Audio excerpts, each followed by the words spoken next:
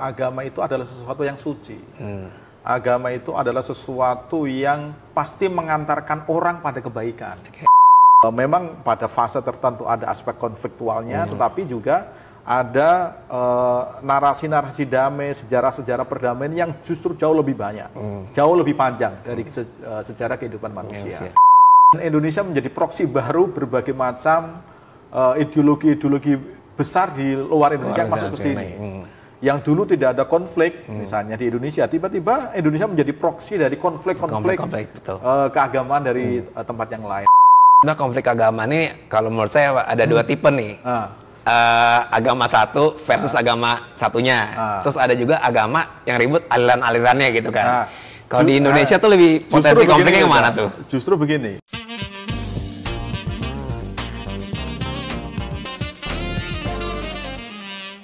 Ngobrol lagi dari Binagraha, Prof, sama Prof Rumadi, Deputi 5. Nah, gimana Prof, sebagai Deputi baru perasaannya sekarang? Wah, adem-adem panas nih. Adem-adem panas, oke. Ya, agak surprise lah, karena ini kan menjelang akhir pemerintahan ya. Jadi tugasnya makin kurang apa makin banyak nih jadi Deputi nih? Ya, waktunya pendek, tapi ada beberapa agenda yang masih harus diselesaikan. Jadi ya biasalah, di mana-mana selalu ada tantangan. Iya, betul. Dan apalagi kalau bicara soal tantangan kan di Indonesia nih Prof, kita kan multi etnis, multi suku, multi agama juga gitu. Dan beberapa orang menganggap bahwa kita tuh rentan nih terhadap konflik identitas kayak gitu. Kalau menurut Prof gimana Prof? Kenapa kita bisa serentan itu gitu? Iya, sebenarnya begini. Ada satu pandangan yang saya kira sudah sangat mapan di Indonesia ini, bahwa Indonesia ini kan dikenal sebagai masyarakat dengan tingkat pluralitas yang sangat tinggi, ya, baik dari sisi suku, budaya, termasuk agama. Ya, tetapi di tengah pluralitas itu ada sejarah sudah membuktikan bahwa sebenarnya kita adalah bangsa yang punya daya tahan dari berbagai macam konflik keagamaan. Bahkan kita ini sebagai bangsa sebenarnya, Wildan, tidak mewarisi konflik keagamaan di tempat-tempat yang lain. Gitu. Jadi meskipun di tempat lain misalnya ada sejarah pertentangan politik, keagamaan misalnya, ya, kita sebagai bangsa itu nggak mewarisi itu. Kenapa? Karena agama-agama di Indonesia itu sebenarnya disebarkan dengan cara-cara yang damai, bukan dengan cara perang. Gitu. Sehingga kita sebagai bangsa tidak punya memori kolektif perang antar agama. Dan saya kira itu menjadi model yang sangat kuat sebenarnya, dan dalam sejarah keagamaan di Indonesia sebenarnya sudah terbukti. Ya, makanya kemudian kita dikenal sebagai bangsa yang toleran, bangsa yang moderat, dan lain sebagainya, dan itu menjadi modal sosial kita yang luar biasa. Dan itulah yang bisa kita tunjukkan kepada dunia internasional kan. Begitu ada tamu ke Indonesia, misalnya salah satu yang bisa kita pamerkan ya, oh Indonesia itu negara yang toleran loh, negara yang moderat loh, gitu. Tetapi memang harus kita akui, sejak masa reformasi saya kira, ketika Indonesia mengalami keterbukaan yang luar biasa, berbagai macam ideologi boleh masuk ke Indonesia, gitu. Ideologi keagamaan apapun yang semula tidak ada di sini, tiba-tiba masuk ke Indonesia. Dan Indonesia menjadi proksi baru berbagai macam ideologi-ideologi besar di luar Indonesia yang masuk ke sini. Yang dulu tidak ada konflik, misalnya di Indonesia, tiba-tiba Indonesia menjadi proksi dari konflik-konflik keagamaan dari tempat yang lain. Dan sebenarnya itulah ujiannya. Ada yang berhasil, tapi juga dalam beberapa isu kita kurang bisa mengantisipasi dengan baik. Sebenarnya kalau sekarang ini misalnya di Indonesia kita katakan ada konflik-konflik keagamaan, konflik sosial yang memang berimbas pada, misalnya Indonesia dicatat sebagai salah satu negara yang masih rentan tadi seperti yang kamu katakan, bisa dipahami gitu. Tetapi kalau kita melihat mulai awal reformasi sampai sekarang, sebenarnya semakin ke sini saya punya keyakinan bahwa kerentanan itu masih bisa kita handle, gitu ya. Meskipun sampai sekarang tantangan-tantangan untuk memastikan supaya bangsa ini mempunyai daya tahan dan imunitas yang baik dari konflik, memang masih terus kita perlu terus kita upayakan. Karena sebenarnya daya tahan untuk konflik itu kan sebenarnya bukan sesuatu yang muncul tiba-tiba, tetapi harus terus-menerus dipupuk. Seperti bagaimana kita memastikan tubuh kita itu kuat, kan kita perlu imunisasi. Kita perlu menyuntikkan daya imun kepada diri kita dan juga kepada masyarakat kita supaya masyarakat kita itu punya daya tahan dari pengaruh-pengaruh negatif, konflik-konflik dari luar yang tadi saya sebutkan. Dan di situ saya kira tantangan terbesarnya. Menariknya ini kata Prof ada proksi dari ideologi-ideologi baru pasca reformasi yang hadir lah. Mungkin ada yang Islam radikal atau yang kiri radikal dan semacamnya. Tapi bicara soal konflik agama nih Prof, sebenarnya ada beberapa pendapat juga yang mengatakan sebenarnya konflik agama tuh nggak ada, tapi itu baru ada konflik kalau seandainya ada perebutan sumber daya. Itu benar nggak Prof? Ya, memang ada dua cara pandang yang menurut saya berkembang di kalangan masyarakat kita ya. Di satu sisi memang ada satu mata pemikiran seperti yang tadi kamu sebutkan bahwa tidak ada konflik agama, yang ada adalah perebutan sumber daya keagamaan gitu. Saya bisa memahami cara pandang ini karena ini berangkat dari asumsi bahwa agama itu adalah sesuatu yang suci. Agama itu adalah sesuatu yang pasti mengantarkan orang pada kebaikan. Mengantarkan orang pada kehidupan surgawi gitu. Makanya sesuatu yang baik gitu, sesuatu yang mengantarkan orang pada perbuatan-perbuatan yang baik, pasti dia tidak bisa dikotori dengan hal-hal yang bersifat konfliktual, berdarah itu. Kalau ada yang begitu itu pasti bukan agama. Itu kan satu cara berpikir ya. Jadi ini adalah satu mazhab yang ingin melindungi kesucian agama. Maka kalau ada hal-hal yang konflik itu dianggap sebagai sesuatu yang berada di luar agama. Itu. Nah di sisi lain memang kita juga nggak bisa menafikan bahwa banyak sekali konflik-konflik atau pertentangan sosial yang dimotivasi oleh semangat keagamaan. Oh itu tetap ada itu tetap ada, kita nggak bisa menafikan itu. Cuman memang menurut saya dua cara pandang ini masing-masing mempunyai kelemahan dan masing-masing punya kelebihan. Itu kelebihan kelompok yang pertama tadi itu kan berarti agama kan tetap harus suci nih. Yang suci tidak boleh dicampur dengan barang yang kotor. Gitu. Nah di pihak lain seolah-olah melihat agama itu semata-mata konflik, kan nggak benar juga gitu. Karena di dalam agama isinya bukan hanya konflik. Kalau ada konflik ya mungkin juga bukan mewakili seluruh sejarah agama-agama. Jadi agama itu memang pada fase tertentu ada aspek konfliktualnya, tetapi juga ada narasi-narasi damai, sejarah-sejarah perdamaian yang justru jauh lebih banyak, jauh lebih panjang dari sejarah kehidupan manusia.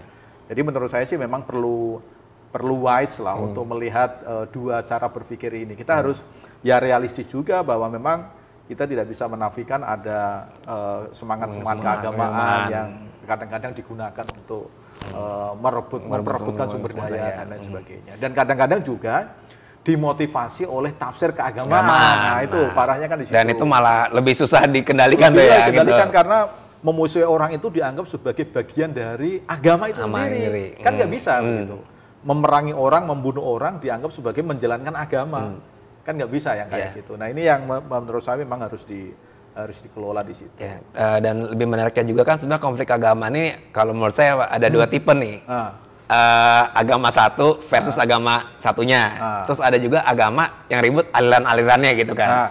Kalau di Indonesia tuh lebih potensi konfliknya kemana tuh? Justru begini, kalau kita lihat ya, orang Indonesia itu cenderung bisa lebih toleran kepada orang yang berbeda agama. Lebih bisa toleran? Lebih bisa toleran. Jelas misalnya dia berbeda agama. Tetapi konflik-konflik dalam satu agama dengan berbagai macam aliran keagamaan itu kadang-kadang jauh lebih keras. Dari persoalan-persoalan antar agama. Jadi konflik internal agama itu bisa kita saksikan lah berbagai macam aliran-aliran.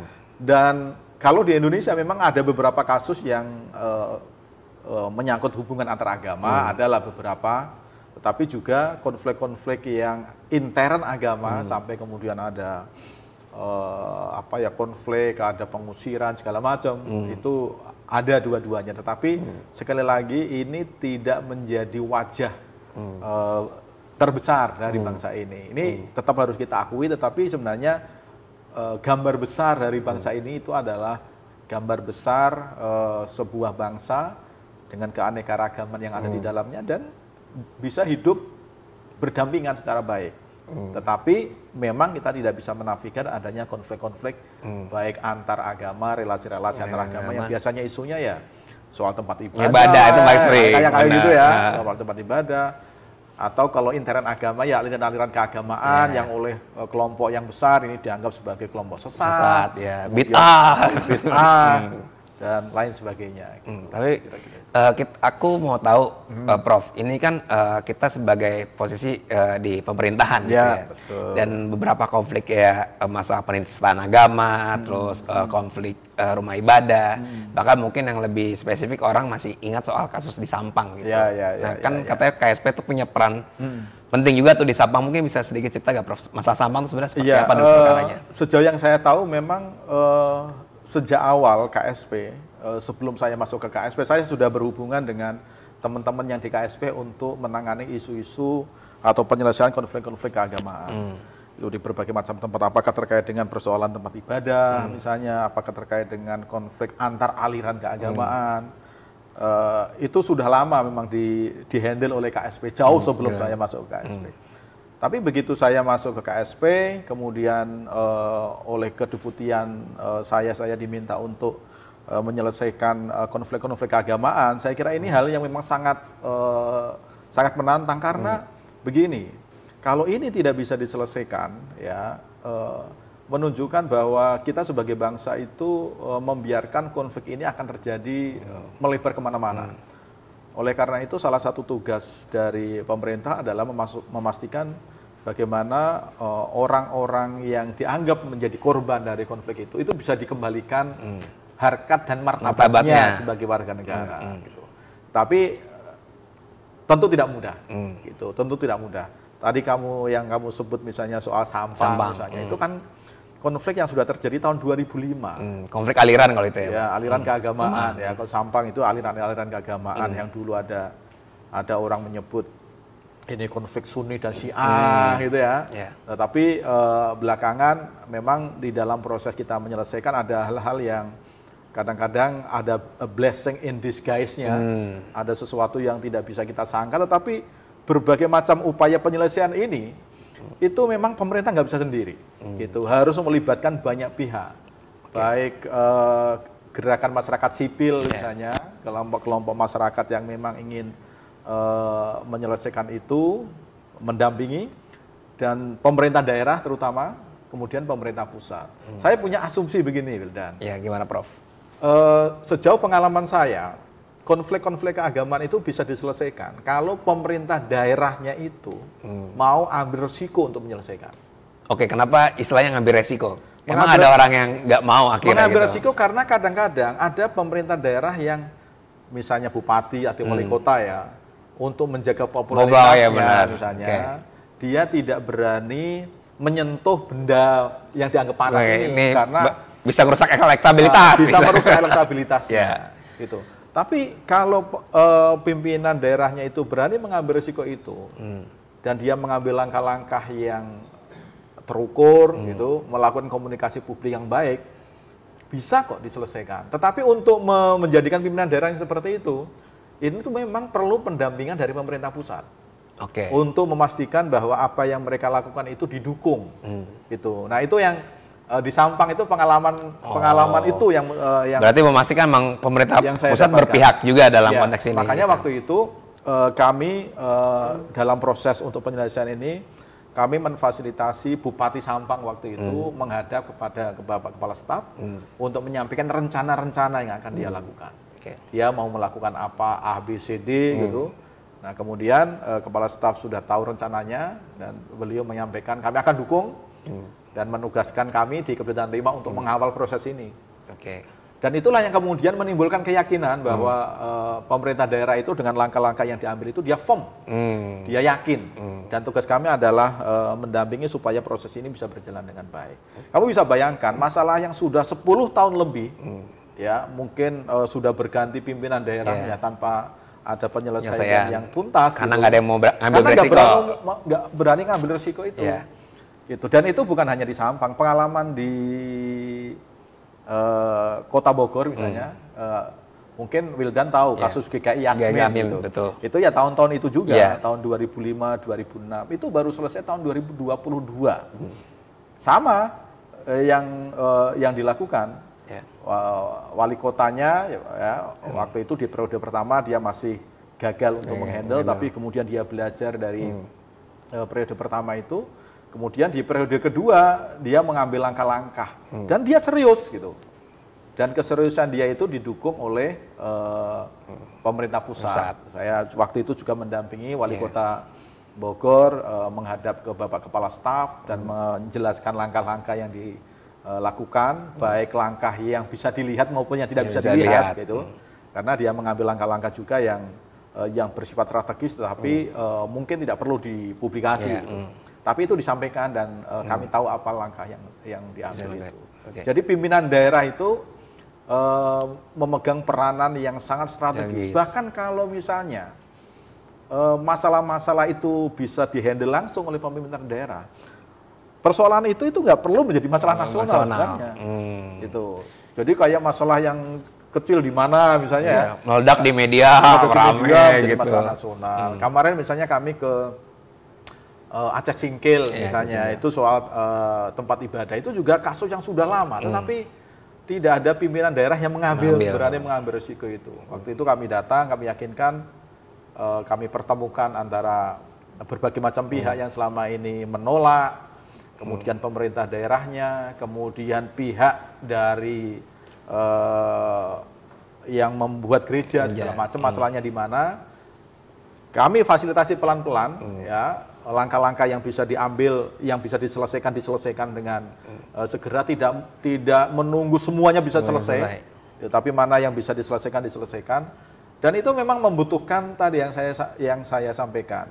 Pimpinan daerah itu harus diyakinkan, gitu, supaya masalahnya itu ya selesai di daerah, tidak perlu menjadi isu nasional. Gitu. Tapi apa nggak cukup dengan regulasi kita yang sekarang gitu, Prof? Sampai akhirnya kalau kita ngeliat harus didampingi kan sebenarnya kerjaan pemerintah nggak cuma ngedampingin doang gitu kan. Ya regulasi itu satu hal, tetapi di balik regulasi itu kan membutuhkan orang yang menegakkan regulasi. Gitu. Jadi regulasi itu bisa bisa dijadikan sebagai panduan, meskipun saya tahu beberapa regulasi, misalnya soal kalau tempat ibadah misalnya soal peraturan bersama Menteri nomor 9 dan 8 tahun 2006 itu ada yang setuju, ada yang ingin merevisi, dan kita sekarang kan sedang mendampingi atau mendorong adanya peraturan presiden tentang pemeliharaan kerukunan umat beragama, yang antara lain adalah memperbaiki regulasi terkait dengan tempat ibadah. Ya meskipun memang mempertemukan berbagai macam aspirasi itu nggak mudah. Di satu sisi ada yang ingin, nggak perlu peraturan, ini kan hak kami sebagai warga negara, kami boleh beribadah dimanapun. Tetapi di pihak lain juga, ya kalau beribadah kamu boleh beribadah dimanapun, tapi membuat tempat ibadah itu sesuatu yang bisa diregulasi karena aspek sosialnya, ruang publik soalnya. Ruang publik di situ, gitu. Nah itu kan yang harus ditemukan di situ. Gitu. Tapi aku ngebayangin gitu, Prof, seandainya memang tiba-tiba akan muncul lagi konflik-konflik yang serupa, pasti bisa kita lihat lah mungkin berapa tahun ke depan akan muncul Jadi sebenarnya apa sih peran pemerintah daerah nih secara konkret ketika akhirnya muncul tuh hal-hal yang sifatnya konflik agama maupun konflik aliran? Step pertama apa yang biasa dilakukan? Ketegangan itu selalu ada di mana-mana. Ya, potensi-potensi adanya konflik dan ketegangan itu kan menjadi bagian dari kehidupan manusia itu sendiri. Jadi menghilangkan menghilangkan konflik sama sekali atau mengasumsikan di dalam kehidupan masyarakat tidak ada ketegangan sama sekali, itu nggak mungkin. Maka yang perlu dilakukan adalah memitigasi potensi-potensi itu. Kemudian dicarikan kanalnya. Menarik. Dicarikan kanal penyelesaiannya supaya tidak sampai meledak. Ada beberapa daerah yang kelihatannya damai-damai saja, tidak ada konflik, bukan berarti pemerintah daerahnya nggak bekerja loh. Gitu. Saya tahu misalnya di beberapa wilayah di Jawa Timur misalnya, ada satu daerah yang sudah kami potret dan potensi konfliknya tinggi karena ada persoalan yang mirip dengan di Sampang, tetapi di situ tidak terjadi ledakan. Bukan berarti ketika tidak ada ledakan itu kemudian tidak ada hal yang dilakukan oleh pemerintah daerahnya, justru sebelum daerahnya meledaknya itu memberikan kanal-kanal. Dan itu yang perlu dilakukan. Dan untuk bisa sampai ke situ, Wildan, itu memang membutuhkan pengetahuan dan keahlian. Jadi sekarang ini menurut saya pemerintah daerah, kemudian anggota FKUB, misalnya forum kerukunan agama yang ada di berbagai macam tempat, itu tidak cukup hanya dibekali tentang birokrasi agama, gitu. Tapi dia juga harus punya skill untuk melakukan resolusi konflik dan manajemen konflik. Yang bupati yang saya ceritakan tadi itu, dia sudah melakukan manajemen konflik. Jadi potensi konflik itu dimanage supaya tidak terjadi ledakan. Gitu. Dan itu ya memang membutuhkan keahlian, dan menurut saya ke depan pemerintah daerah kemudian anggota FKUB itu memang harus kalau perlu dikursuskan untuk paham mengenai resolusi konflik itu. Ya minimal mereka melakukan preventif ya ketimbang melakukan preventif daripada kalau sudah meledak. Kamu bisa bayangkan kalau sudah meledak itu mengobatinya lama sekali. Ya, susah. Nggak gampang. Kasus Sampang yang tadi saya ceritakan, kemudian Yasmin itu perlu belasan tahun, kemudian sekarang masih ada PR di Mataram, itu juga sisa konflik keagamaan yang sampai hari ini itu masih berada di pengungsian. Kita KSP sudah mendorong bagaimana supaya pengungsi itu segera dikembalikan ke wilayahnya, atau paling tidak dia tidak lagi tinggal di pengungsian. Tetapi itu memang sampai sekarang maju mundur gitu, maju satu langkah, mundurnya dua langkah gitu. Dan salah satu sebabnya memang kesulitan koordinasi di antara elemen-elemen pemerintah daerah itu yang paling menjadikan kenapa satu persoalan di sebuah tempat misalnya bisa diselesaikan dengan cepat dan selesai, tapi di tempat lain misalnya kok lama, membutuhkan waktu yang lama, bahkan kadang-kadang maju satu langkah, mundur dua langkah, maju dua langkah, mundur tiga langkah, kayak gitu selalu terjadi. Jadi tidak ada, lebih baik memang mencegah, memanage. Jadi lebih banyak ruang-ruang dialog diperbanyak. Dialog diperbanyak, kemudian ruang-ruang perjumpaan orang yang berbeda itu juga perlu diperbanyak, dan yang penting adalah narasi-narasi kebencian, kemudian narasi penyesatan pada orang lain yang menimbulkan amarah, menjadikan orang mudah marah, itu memang harus kita cegah sedini mungkin. Oke, menarik. Ini mungkin pertanyaan terakhir Prof dari saya.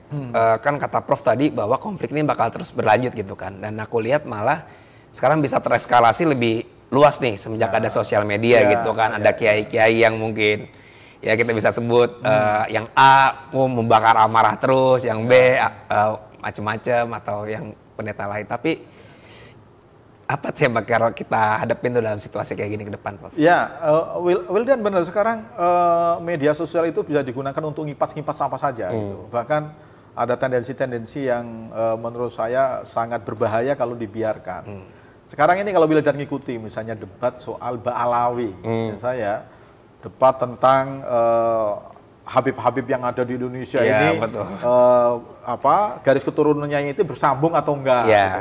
Dan ini kan kalau Anda perhatikan, ini sudah mulai muncul ada narasi-narasi yang bertendensi rasisme. Dan itu menurut saya perlu betul-betul diantisipasi supaya kalau orang melakukan kajian-kajian saintifik, akademik terkait dengan nasab, silakan aja.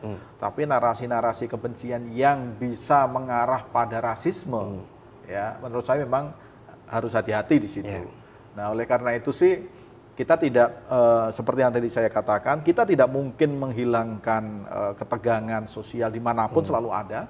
Apalagi kalau sudah dikaitkan dengan persoalan politik segala macam ya. Tetapi memang yang dibutuhkan adalah kemampuan kita semua, ya pemerintah, tokoh-tokoh agama, kemudian organisasi-organisasi kemasyarakatan untuk membuat kanal-kanal yang bisa mempertemukan atau membuat kanal yang bisa mengalirkan sumbatan-sumbatan. Gitu. Karena kalau sumbatannya itu bisa kita ure, ya meskipun ketegangannya tidak hilang sama sekali, tetapi kan paling tidak dengan adanya kanal itu tidak menjadi ledakan, gitu. Nah, karena seperti tadi saya katakan, begitu dia menjadi ledakan, untuk memulihkan seperti situasi itu semula, itu tidak mudah, dan membutuhkan waktu yang sangat lama. Dan biaya mahal banget. Biaya sangat mahal, betul Pak Wil. Biaya sangat mahal gitu. Tanya ke aparat kepolisian misalnya untuk memitigasi persoalan konflik keagamaan itu berapa biaya yang dikeluarkan gitu. Memang harga sosial dan harga non sosialnya tinggi sekali. Gitu.